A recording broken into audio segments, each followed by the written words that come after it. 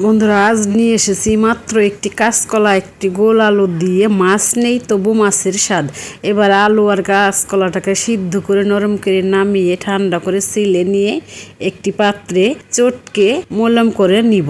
এবার দিয়ে দেবো স্বাদ মতো লবণ, লঙ্কা গুঁড়ো, হলুদ গুঁড়ো, একটু বেসন, একটু আটা দিয়ে ভালো করে চটকিয়ে একটু তেল মেখে রেখে আর একটি পাত্রে হাতে একটু তেল মেখে মাছের শেপের মতো করে নেব ডোগুলো। এবার একে একে সবগুলো ডো বানিয়ে এবার কড়াইতে দিয়ে দেবো একটু তেল দিয়ে জিরা দিয়ে একটু পেঁয়াজ কুচি দিয়ে নেড়ে চেড়ে হলুদ গুঁড়ো, লঙ্কা গুঁড়ো, ধনিয়া গুঁড়ো, স্বাদ মতো লবণ দিয়ে নেড়ে চেড়ে নিয়ে একটু আদা রসুন বাটা দিয়ে আবার একটু নেড়ে চেড়ে নিয়ে তেল ছেড়ে দিলে মশলা থেকে একটু টমেটো সস দিয়ে নেড়ে চেড়ে অল্প করে একটু জল দিয়ে ঢাকনা দিয়ে ঢেকে ঝোলটাকে ফুটিয়ে নামিয়ে নেব।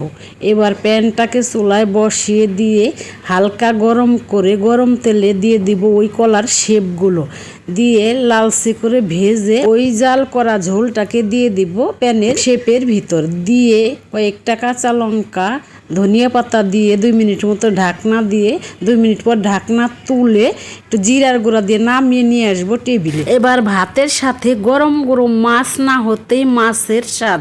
বন্ধুরা, এভাবে আপনারাও একটি কলা আর একটি গোল আলু দিয়ে বানিয়ে নেন মাছ না হতেই মাছের স্বাদ পেতে মাছের ঝোল।